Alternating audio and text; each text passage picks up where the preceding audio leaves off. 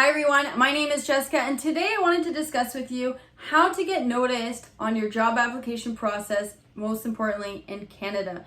Now it can be super discouraging to see your dream job posted on LinkedIn and already 50 to 100 job applicants already applied. How are you going to get noticed? What are you going to include? What are you going to do different? Are you going to call? Are you going to try to reach out on LinkedIn to the hiring manager?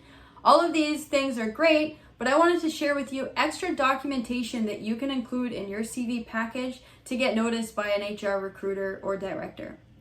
Now, these are some of the things that I've done. They typically work 90% of the time. I'm curious if you have any, feel free to comment below. But here we go. Here are some documents to include during this process. Number one, always include a cover letter. When you see the little file name say optional, add a cover letter, don't make it optional. Always add a cover letter to explain why you want the job, why you think you would fit in the job, what qualities you would bring to the job. If you're picking a job that's completely not in your field and you want a new career change, explain that journey. Explain why all of a sudden do you want to move to a different type of position. Now, one other thing that I add on a cover letter is the company logo on the top left corner or right, wherever you want to add it.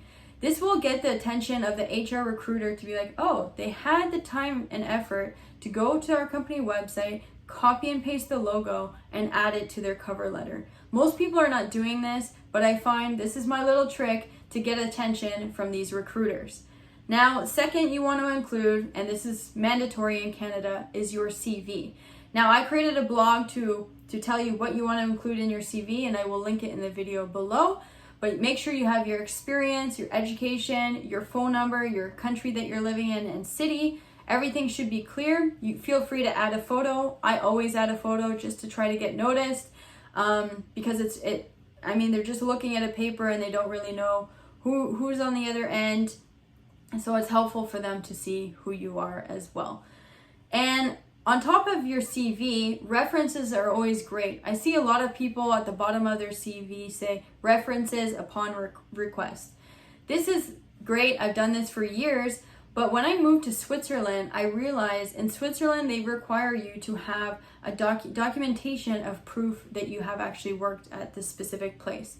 So when I moved back to Canada, I said, I wonder what the reaction would be from HR recruiters if I also included these reference letters. These reference letters can be from an old colleague, corporate HR, they can be from your direct manager, anyone that can give you a reference to say that you worked there, and to have that physical document always helps recruiters understand to have proof that you actually worked there and this is true, that's in your CV. Now, usually I include 2 to 3 reference letters. They really appreciate that. Again, this is not mandatory. You do not need to do this. It's just to help you stand out. And lastly, what I include are educational certificates. So I took German language. I will include my certificate of my highest level of German that I know. I will, if you have a big certificate, go ahead and take a picture, scan it onto a PDF, and then include that in your application process.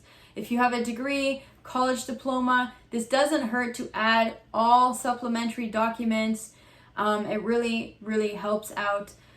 I think even one time I've gone as far as adding my passport photo to see what the reaction was. I think sometimes they don't require it. Some people will just delete it and they will not need that at all. It's not legal to do that. You don't need to add any other personal documents besides your CV. This is just how to get noticed, and most likely when a recruiter gets a package of 6 to 10 documents just about you, they will feel really good to know who this person is. They don't need to fact check to see, did you actually go to school there? Did you actually work there? Because all your reference and education documents will be included.